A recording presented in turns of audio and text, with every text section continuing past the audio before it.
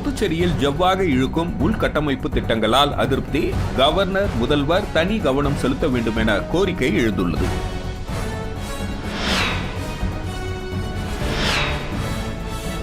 புதுச்சேரி பகுதி நேர வேலையாக ஆன்லைனில் சம்பாதிக்கலாம் என கூறி புதுச்சேரி பெண்ணிடம் ரூபாய் 4.41 லட்சம் மோசடி கும்பல் ஏமாற்றியுள்ளது.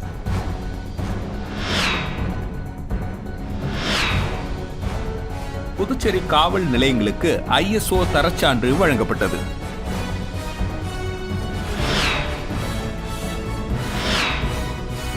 சிதம்பரத்தில் அடிக்கடி விசிட் அடிக்கும் முதலைகள், சுற்று வட்டாரத்தில் மக்கள் பீதி.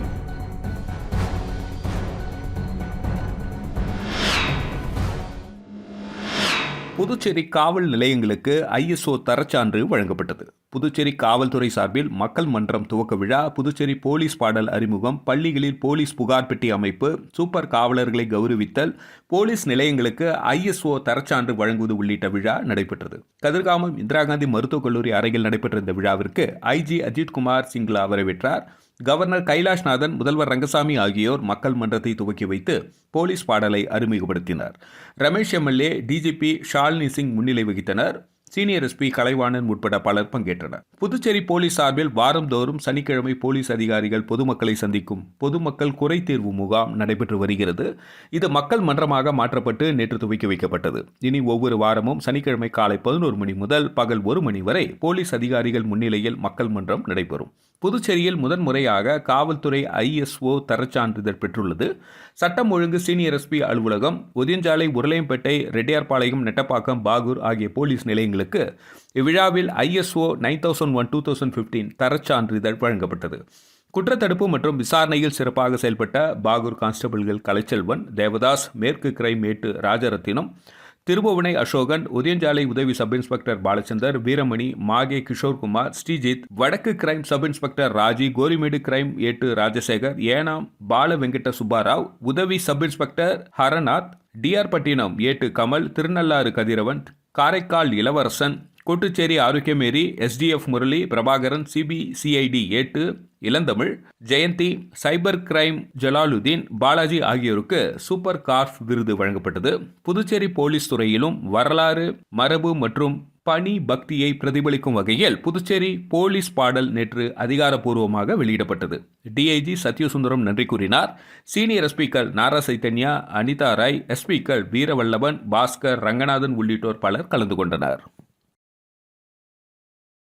புதுச்சேரியில் பகுதி நேர வேலையாக ஆன்லைனில் பணம் சம்பாதிக்கலாம் என கூறி புதுச்சேரி பெண்ணிடம் ரூபாய் 4.41 லட்சத்தை மோசடி கும்பல் ஏமாற்றியுள்ளது. புதுச்சேரி கொசப்பாளையம் பகுதியை சேர்ந்தவர் செண்பகவள்ளி. இவரை டெலகிராம் மூலம் தொடர்பு கொண்ட மர்ம நபர் வீட்டில் இருந்தபடி பகுதி நேர வேலையாக ஆன்லைனில் பணம் செலுத்தி அதிகம் சம்பாதிக்கலாம் என ஆசை வார்த்தை கூறியுள்ளார். அதை நம்பி செண்பகவள்ளி மர்ம நபர் கூறியபடி 4,41,000 ரூபாயை ஆன்லைனில் செலுத்தி அவருக்கு கொடுக்கப்பட்ட பணிகளை செய்து வந்தார். அதன் மூலம் வந்த பணத்தை எடுக்க முயன்ற பொழுது முடியவில்லை. மேலும் மர்ம நபரையும் தொடர்பு கொள்ள முடியவில்லை. அதன் பிறகே மோசடி கும்பலிடம் பணத்தை இழந்தது தெரியவந்தது. இதேபோல் லாஸ்பேட்டை ஜவஹர்லால் 65,000, முத்திரைப்பாளையம் வசுமதி 18,000, கம்பளிக்காரன் குப்பம் மணிமேகலை 20,000, 200 ரூபாயை இழந்துள்ளனர்.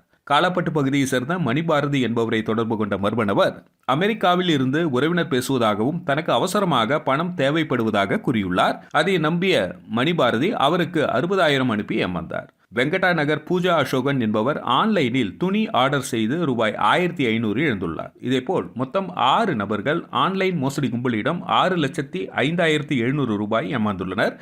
இது குறித்த புகாரின் பேரில் சைபர் கிரைம் போலீசார் வழக்கு பதிந்து விசாரித்து வருகின்றனர். ஜவ்வாக இழுக்கும் உள்கட்டமைப்பு திட்டங்களால் அதிருப்தி. கவர்னர், முதல்வர் தனி கவனம் செலுத்த வேண்டும் என கோரிக்கை எழுந்துள்ளது. புதுச்சேரியில் உள்கட்டமைப்பு திட்டங்கள் ஜவ்வாக இழுப்பதால் அரசின் நிதி வீணாகி வருகிறது எனவும், புதுச்சேரி இந்திரா காந்தி சிக்னல் முதல் ராஜீவ்காந்தி சிக்னல் வரை மேம்பால திட்டத்திற்கு 20 கிலோமீட்டர் தூரத்திற்கு கடலூர் சாலை விரிவாக்க திட்டத்திற்கும் மத்திய சாலை போக்குவரத்து அமைச்சகம் 1000 கோடி வழங்க ஒப்புதல் அளித்தது. இந்த அறிவிப்பு ஒரு பக்கம் மகிழ்ச்சி அளித்திருந்தாலும் மற்றொரு பக்கம் மக்களுக்கு கிலியை ஏற்படுத்தியுள்ளது. புதுச்சேரியில் எந்த திட்டத்தை எடுத்தாலும் காலத்தோடு முடிப்பதில்லை, சரியான திட்டமிடலும் இருப்பதில்லை. ஏற்கனவே நகரம் போக்குவரத்து நெரிசலால் திணறி வருகிறது. இதனால் மேம்பால கட்டுமான பணிக்காக சிக்னலையும் ரோட்டையும் குதிரை போட்டு பல ஆண்டுகளாக இழுத்தடித்தால் என்ன ஆவது என்று இப்பொழுதே விழிப்பிதுங்கி ஆரம்பித்துள்ளனர். இதற்கு உதாரணம் தடபுடலாக துவக்கப்பட்ட உப்பனாறு மேம்பாலம் கடந்த 2008ஆம் ஆண்டு முதல் கட்டப்பட்டு வருகிறது. இன்னும் முடிந்த பாடில்லை. அடுத்து அண்ணா திடல் புது பஸ் ஸ்டாண்ட் 90% முடிந்தும் கடைகள் கட்டுமான சிக்கலில் சிக்கி திறக்கப்படாமல் முடங்கி கிடக்கிறது. இதேபோல் கலவை கல்லூரி, தாவரவியல் பூங்கா என எந்த திட்டத்தையும் காலத்தோடு முடித்து திறக்காமல் அப்படியே பல ஆண்டுகளாக ஜவ்வாக இழுத்தடித்து வருகின்றனர். பெரிய திட்டங்கள் மட்டுமின்றி சிறிய உட்கட்டமைப்பு திட்டம் என்றாலும் இதே நிலைதான் உள்ளது. குறிப்பாக நீதிமன்ற வழக்கு, ஒப்பந்ததாரர் விலகல் என பல ஆண்டுகளாக திட்டங்கள் இழுத்தடிக்கப்படுகிறது. இதற்கு மறைமுகமாக அந்தந்த துறை அதிகாரிகளும் உடந்தையாக உள்ளனர். இதன் காரணமாகவே எந்த புதிய திட்டங்களையும் ஆரம்பிக்க புதுச்சேரி அரசு பிள்ளையார் சுழி போட்டாலும் எப்பொழுது முடிப்பீர்கள் என்பதே மக்களின் எதிர்கேள்வியாக உள்ளது. புதுச்சேரிக்கு ஸ்மார்ட் சிட்டியை உருவாக்க மத்திய அரசு கடந்த 2017இல் அனுமதி கொடுத்தது. இதன்படி புதுச்சேரி நகர பகுதியில் 1468 ஏக்கர் பரப்பளவில் திட்ட மதிப்பீடு 1828 கோடி ரூபாயில் பணிகள் நடக்க வேண்டும். இருக்கின்ற IAS அதிகாரிகளை வைத்துக்கொண்டு இத்திட்டத்தை செம்மையாக செயல்படுத்தி இருக்கலாம். ஆனால் பிளான் போடுகிறோம் என பல ஆண்டுகள் இழுத்தனர். இறுதியில் சரியான திட்டமிடல் இல்லாமல் ஸ்மார்ட் சிட்டி திட்டம் ரூபாய் 620 கோடியாக சுருங்கிவிட்டது. பிளான் போடுவதை பல ஆண்டுகளாக இழுத்தடிக்கும் கூத்து புதுச்சேரியில் மட்டுமே நடந்து வருகிறது. மாநிலத்தில் வரி இல்லாமல் ஆண்டுதோறும் பட்ஜெட் தாக்கல் செய்யப்பட்டு வருகிறது. GST, கலால், பத்திரப்பதிவு, போக்குவரத்து துறைகளை தவிர்த்து பார்த்தால் சொல்லிக்கொள்ளும்படி மாநிலத்திற்கு சொந்த வருவாய் இல்லை. மத்திய அரசின் உதவியை எதிர்பார்த்து காத்திருக்க வேண்டியுள்ளது. மற்றொரு பக்கம் சரியான திட்டமிடல் இல்லாததால் கிடைக்கும் பல கோடி ரூபாய் திட்டங்களையும் செயல்படுத்த முடியாமல் கடைசியில் கைவிடுவதை அரசு வாடிக்கையாக கொண்டுள்ளது. இப்படி தான் பல கோடியில் பிரம்மாண்டமாக கட்டப்பட வேண்டிய குபேர் பெரிய மார்க்கெட் திட்டமும் கைவிடப்பட்டது. அந்த வரிசையில் மக்களின் நீண்ட நாள் கோரிக்கையான மேம்பால திட்டமும் கடலூர் சாலை விரிவாக்க திட்டமும் சேர்ந்துவிடக்கூடாது என்பதே மக்களின் எதிர்பார்ப்பாக உள்ளது. மாநிலத்திற்கு அதிகமாக IAS அதிகாரிகள் உள்ளனர். சிலர் டம்மி துறையில் சும்மாகவே உட்கார வைக்கப்பட்டுள்ளனர். இவர்களை உட்கட்டமைப்பு திட்டத்தை கண்காணிக்க பயன்படுத்தலாம். ரயில்வே திட்டங்களை முக்கியத்துவம் கொடுக்க தனி செயலர் நியமிக்கப்பட்டதை போன்று உள்கட்டமைப்பு திட்டங்களை காலத்தோடு முடிக்க தனி அரசு செயலரை நியமிக்க கவர்னர், முதல்வர் உத்தரவிட வேண்டும். அப்படி செய்தால் மட்டுமே உட்கட்டமைப்பிற்கான கட்டுமான பணியில் ஏற்படும் தடங்கல்கள் சரியாகி மாநில வளர்ச்சி ஏற்படும். வெள்ளித்திரையில் ஜெயலலிதா சூப்பர் ஸ்டார் ரஜினிகாந்துடன் ஜோடியாக நடிக்க மறுத்துவிட்ட தகவல் தற்பொழுது வெளியாகி ஆச்சரியத்தை ஏற்படுத்தியுள்ளது. சிறந்த நடிகையாக திரையுலகில் கொடிகட்டி பறந்த முன்னாள் முதல்வர் ஜெயலலிதா சூப்பர் ஸ்டார் ரஜினிகாந்துடன் ஜோடியாக நடிக்க மறுத்துவிட்ட தகவல் தற்பொழுது வெளியாகி ஆச்சரியத்தை ஏற்படுத்தியுள்ளது. இந்த தகவல் வெளியானது ஜெயலலிதாவின் 77வது பிறந்தநாள் விழாவின் போதுதான். தமிழக முன்னாள் முதல்வர் ஜெயலலிதாவின் 77வது பிறந்தநாள் போயஸ் தோட்ட இல்லத்தில் நேற்று வெகு விமர்சையாக கொண்டாடப்பட்டது. அப்பொழுது ஜெயலலிதாவின் இல்லத்திற்கு வந்த அவரது திருவுருவப்படத்திற்கு மலரஞ்சலி செலுத்தினார் ரஜினிகாந்த். அங்கிருந்த செய்தியாளர்களிடம் பேசுகையில், இத்தனை காலத்தில் இந்த இல்லத்திற்கு நான் 4வது முறையாக வந்திருக்கிறேன். ராகவேந்திரா திருமண மண்டப திறப்பு விழா அழைப்பிதழ் கொடுக்க ஒரு முறையும், என் மகள் திருமண அழைப்பிதழ் கொடுக்க ஒரு முறையும் வந்துள்ளேன். ஆனால் நான் முதல் முறை இந்த இல்லத்திற்கு வந்தது மிகவும் ஆச்சரியமான ஒன்று. 1977ஆம் ஆண்டு ஜெயலலிதா என்னை சந்திக்க வேண்டும் என்று அழைத்தார். அதற்காக வந்தேன். 2 பேரும் இணைந்து ஒரு திரைப்படத்தில் நடிக்க பேச்சுவார்த்தை நடைபெற்றது. ஆனால் அப்படத்தில் அவர் நடிக்க மறுத்துவிட்டார் என்று கூறியிருந்தார். ரஜினியின் இந்த பேச்சு மிகவும் ஆச்சரியத்தையும் ஜெயலலிதா மறுத்தது எந்த படம் என்ற ஆர்வத்தையும் ஏற்படுத்தியிருந்தது. இந்த கேள்விக்கு ஜெயலலிதா எழுதிய கடிதம் மூலம் பதில் கிடைத்திருக்கிறது. அதாவது, பில்லா படத்தில் ரஜினிகாந்த் ஜோடியாக ஜெயலலிதாவை நடிக்க வைக்க இயக்குனர் பாலாஜி நினைத்திருந்தார். இது பற்றி ஜெயலலிதாவிடம் கேட்டதற்கு அவர் சினிமாவில் நடிப்பதை நிறுத்திவிட்டதால் மீண்டும் நடிக்க ஆர்வமில்லை என்று கூறி மறுத்துவிட்டிருக்கிறார். அந்த கதாபாத்திரத்தில் ஸ்ரீபிரியா நடித்திருந்தார். படம் சூப்பர் டூப்பர் ஹிட். ஆனால் அதில் ஸ்ரீபிரியா கதாபாத்திரத்தில் முதலில் நடிக்கவிருந்தது ஜெயலலிதா தான் என்பது யாருக்குமே தெரியாத ஒன்று. ஆந்திராவில் யானைகள் தாக்கி 5 பக்தர்கள் பரிதாபமாக உயிரிழந்தனர். ஆந்திராவில் அன்னமயா மாவட்டத்தில் உள்ள தலகோனாவில் உள்ள சிவன் கோவிலுக்கு மகா சிவராத்திரி கொண்டாடுவதற்காக பக்தர்கள் சென்று கொண்டிருந்தனர். இன்று பிப்ரவரி 25 அதிகாலை 5:30 மணியளவில் சேஷாசலம் வனப்பகுதி வழியாக நடந்து சென்றபொழுது யானை கூட்டம் தாக்கியதில் 5 பக்தர்கள் கொல்லப்பட்டனர். மேலும் பலர் காயமடைந்தனர். பக்தர்கள் கூச்சலிட்டு யானைகளை பயமுறுத்த முயன்றதாக ஒரு போலீஸ் அதிகாரி கூறினார். மேலும் அவர் கூறியதாவது, பக்தர்கள் தங்கள் உயிரை காப்பாற்றிக் கொள்ள ஓடினர். யானைகள் ஆக்ரோஷமாகின, அவர்களை சுற்றி வளைத்து தாக்கின. யானைகள் மிதித்ததில் 5 நபர்கள் சம்பவ இடத்திலேயே உயிரிழந்தனர். இவ்வாறு அவர் கூறினார். போலீசார் மற்றும் வனத்துறை அதிகாரிகள் சம்பவ இடத்திற்கு விரைந்து சென்று மீட்பு பணியை தொடங்கினர். காயமடைந்தவர்கள் உடனடியாக அருகில் உள்ள மருத்துவமனையில் சிகிச்சைக்காக அனுமதிக்கப்பட்டனர். இதில் இருவரின் நிலை இன்னும் கவலைக்கிடமாக இருப்பதாக மருத்துவர்கள் தெரிவித்தனர். தமிழகத்தில் உள்ள போலீஸ் கான்ஸ்டபிளுக்கு சம்பளத்தை உயர்த்தவும் குறைந்தபட்ச கல்வி தகுதி +2 ஆக உயர்த்தவும் அரசுக்கு போலீஸ் கமிஷன் பரிந்துரைத்துள்ளது. கடந்த 2022ஆம் ஆண்டு ஜனவரியில் 5வது போலீஸ் கமிஷனை முதல்வர் ஸ்டாலின் அமைத்தார்.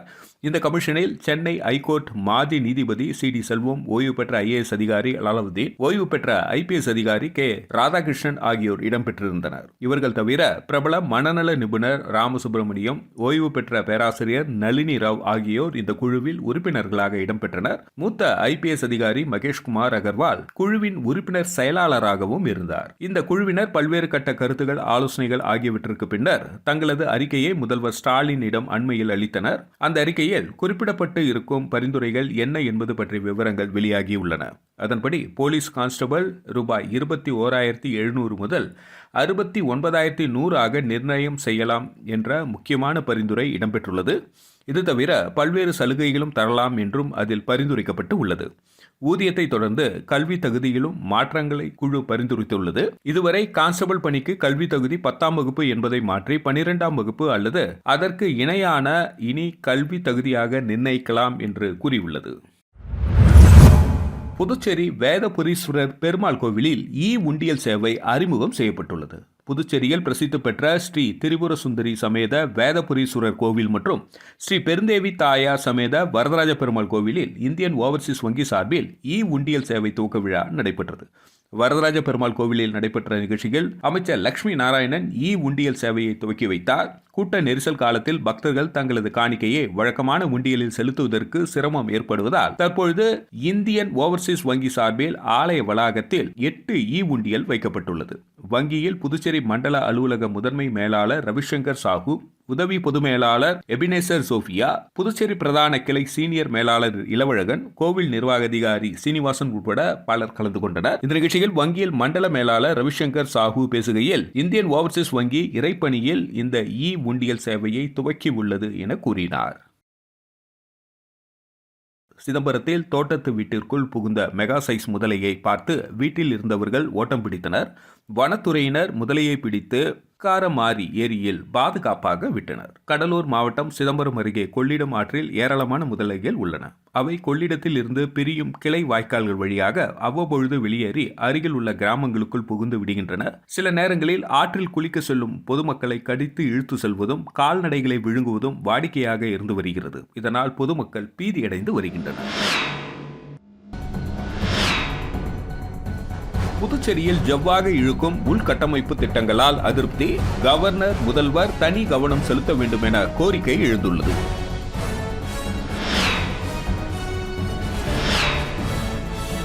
புதுச்சேரி பகுதி நேர வேலையாக ஆன்லைனில் சம்பாதிக்கலாம் என கூறி புதுச்சேரி பெண்ணிடம் ரூபாய் 4.41 லட்சம் மோசடி கும்பல் ஏமாற்றியுள்ளது.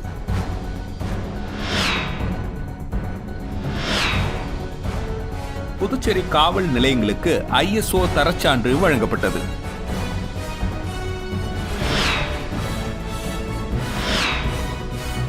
சிதம்பரத்தில் அடிக்கடி விசிட்டடிக்கும் முதலைகள், சுற்று வட்டாரத்தில் மக்கள் பீதி.